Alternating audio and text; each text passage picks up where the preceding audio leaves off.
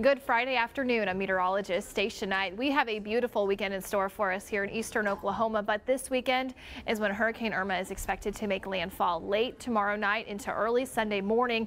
This is a Category 4 storm right now, and the winds coming in sustained at 155 miles per hour in the last update.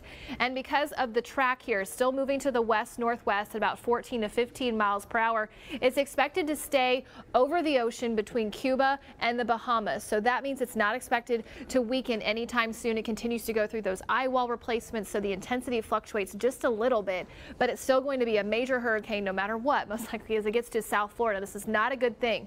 So by late Saturday night, it's making landfall on the Florida Keys, and winds will be about 150, possibly a little higher than that.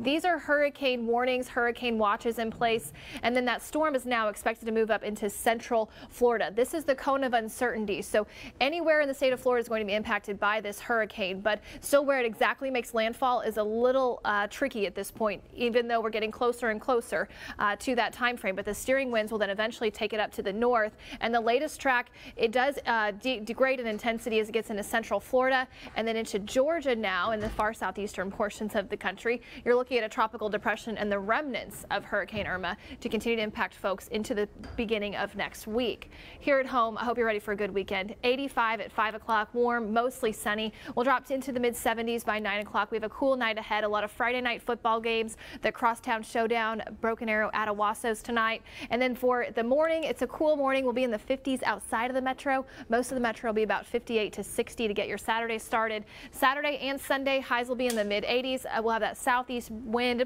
breezy at times, about 10 to 15 miles per hour. Mix of clouds and sun over the weekend, and then we'll have some cooler mornings to get next week started. Overall, though, a warm-up trend as we get into the end of next weekend, and the 90s could return.